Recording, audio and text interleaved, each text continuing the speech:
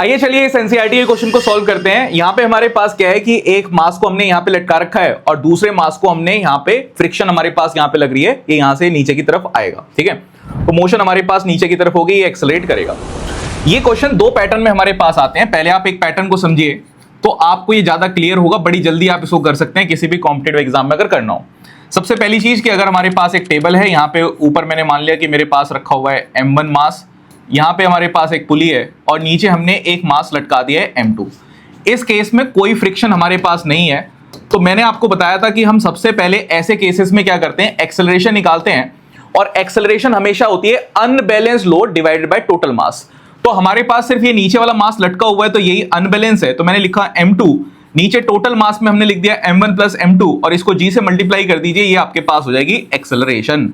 ठीक है, फिर टेंशन की अगर हम बात करें तो टेंशन यहां पे हम टेंशन इससे भी निकाल सकते हैं, इससे भी निकाल सकते हैं। अगर मैं ऊपर वाले से टेंशन निकालता हूं तो इसको सिर्फ यही वाला ब्लॉक खींच रहा था तो हमारे पास टेंशन डायरेक्टली निकल के आ जाती है कि टेंशन को मैं कह सकता हूं कि मेरे पास हो जाएगी m1a। ठीक है, तो यहां से हमारे पास टेंशन आ जाएगी।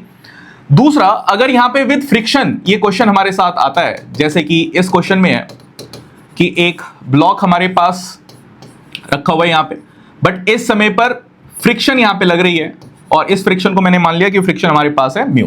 ठीक है, और फिर वही पुली हमारे पास यहां पे और इधर हमने मास 2 लगा दिया है। ठीक है, इस सिनेरियो में जो हमारे पास एक्सेलरेशन में चेंज आएगा तो आपके पास आएगा अनबैलेंस लोड, तो वही है m2। आप यहां पे क्या करेंगे, म्यू टाइम्स ऑफ m1 लिखेंगे और हमारे पास g इधर आएगा, डिवाइड बाय ये हो जाएगा m1 प्लस m2, इस तरीके से हमारे पास आ जाएगा। बट इस सिनेरियो में अब आप टेंशन को अगर निकालेंगे तो आपके पास होगा क्या कि भाई आप इसको आगे की तरफ जब खींचेंगे तो हमारे पास फ्रिक्शन फोर्स पीछे की तरफ भी लगना स्टार्ट हो जाएगी, तो हम इसको कहेंगे कि हमारे पास इक्वेशन बनना स्टार्ट होगी। अगर मैंने माना एक्सेलरेशन इस तरफ हो रही है तो मैं लिखूंगा T minus of frictional force is equals to m1a। और जो फ्रिक्शनल फोर्स हमारे पास होती है वो अभी क्योंकि हॉरिजॉन्टल पे है तो जो फ्रिक्शनल फोर्स की जो वैल्यू हमारे पास आएगी that will be mu times of n, normal force जो लग रही है, और नॉर्मल फोर्स यहां पे होगी हमारे पास mg। तो इस तरीके से हम क्वेश्चन को सॉल्व कर सकते हैं। अब इस क्वेश्चन को समझते हैं कि इस क्वेश्चन में हमसे क्या चीज पूछ रहा है। तो आइए सॉल्व करने के लिए सबसे पहली चीज कि मैं डायरेक्ट मेथड को यूज करता हूं जो मैंने यहां पे बताया है, फिर मैं इसको इक्वेशन वाइज भी सॉल्व करवाऊंगा। तो सबसे पहली चीज कि मैंने ऐसा कहा है कि भाई आप सबसे पहले ऐसे क्वेश्चंस में एक्सेलरेशन फाइंड किया करो। तो एक्सेलरेशन जो आपके पास होगी वो होगी भाई इसका मास, इसको मैं मान लेता हूं ये मेरे पास m2 है क्वेश्चन के अकॉर्डिंगली, ये हमारे पास m1 है। ठीक है, फ्रिक्शन आपको कोफिशिएंट ऑफ फ्रिक्शन दिया हुआ है यहाँ पे 0.04। ठीक है, तो ये आपके पास म्यू की वैल्यू होगी 0.04। वैल्यू सब्स्टिट्यूट करेंगे, आपके पास m2 यानी कि 3 माइनस 0.04 मल्टीप्लाई बाय 20। ठीक है, और इधर हमारे पास g आएगा, g यहाँ पे 10 आपको लेना है तो आप यहाँ से 10 से मल्टीप्लाई कर सकते हैं, डिवाइड बाय दोनों वहां से इसको ऐड करना है तो आपके पास आएगा 23। ठीक है, 2 डिवाइड बाय 23। ठीक है, तो ये मेरे पास एक्सेलरेशन आ गई मीटर पर सेकेंड स्क्वायर। अब मुझे टेंशन निकालनी है तो टेंशन के लिए इक्वेशन यहां वाली यूज कर लेते हैं। ठीक है, सो टेंशन हमारे पास रहेगी, tension is equals to frictional force plus m1a। ठीक है, फ्रिक्शनल फोर्स हमारे पास है म्यू टाइम्स ऑफ mg, मतलब m1g प्लस m1a। बस वैल्यू सब्स्टिट्यूट करिए, आपके पास आएगा 0.04 मल्टीप्लाई बाय 20 इंटू 10 प्लस आपके पास 20 इंटू एक्सेलरेशन जो आपने निकाली है 22/23। ठीक है, इसको सॉल्व करके आंसर आ जाएगा। मैं कैलकुलेटर यूज करके आपका आंसर यहाँ पे लिख रहा हूँ कि क्या हमारे पास आएगा 27.13 न्यूटन हमारे पास यहाँ पे टेंशन आ जाएगी। सो दिस इज हाउ कि हम इस क्वेश्चन को यहाँ पे इस तरीके से सॉल्व कर सकते हैं। अब मैं आपको इक्वेशन बना के सॉल्व कराता हूं कि इक्वेशन बना के हम इस क्वेश्चन को कैसे सॉल्व करते हैं। ठीक है, एक और तरीका रहता है, वो तो हुआ मेथड 1। आपको पता है कि मैं हर बार आपको दो मेथड बताता हूं कि कैसे आप सोच सकते हैं, क्योंकि आप यहां पर सिर्फ क्वेश्चन को सॉल्व करना नहीं सीख रहे, यहां पे सीख रहे हो कि भाई अप्रोच कैसे हम कर सकते हैं ताकि किसी और क्वेश्चन में भी हम सही से लगा पाए। मेथड 2 हमारे पास है कि मैं सबको अब अलग अलग देखूंगा। जो मेरे पास हवा में है तो फिर मैं लिखता हूं कि 3 kg ब्लॉक इसके लिए काम करता हूं और फ्री बॉडी डायग्राम बनाता हूं। तो 3 किलो तो हवा में लटक रहा है। अब हमें पता है बॉडी पे लगता है वेट, उम्र के साथ बढ़ता पेट, डायरेक्शन फिक्स है कि नीचे की तरफ हमारे पास 30 न्यूटन की फोर्स लग रही है। 30 न्यूटन कैसे लगाई समझ में आई भाई, इसका मास अगर m है तो मेरे पास नीचे वेट लगेगा mg और यही हो जाएगा 30 न्यूटन नीचे की तरफ।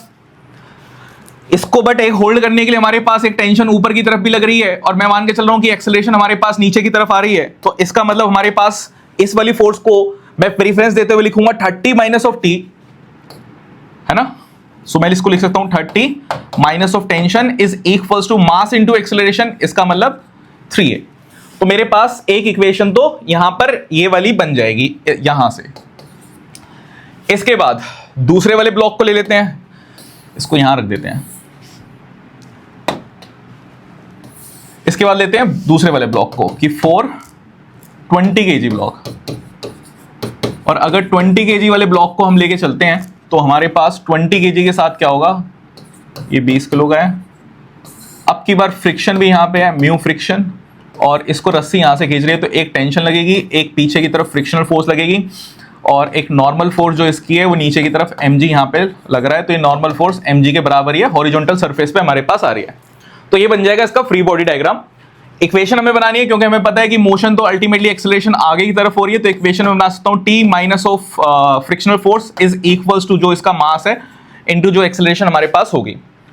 ठीक है, टेंशन को लिख लेते हैं, तो t इज इक्वल्स टू हो जाएगा f प्लस ma, जिसको हम लिख सकते हैं mu times of mg plus ma, ये हमारे पास आ जाएगा।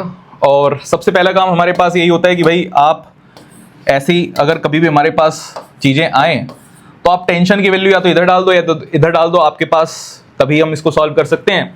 तो मैं एक काम करता हूं कि यहां से भी टेंशन को निकाल लेता हूं कि t मेरे पास जो होगा वो आएगा 330 माइनस ऑफ 3a।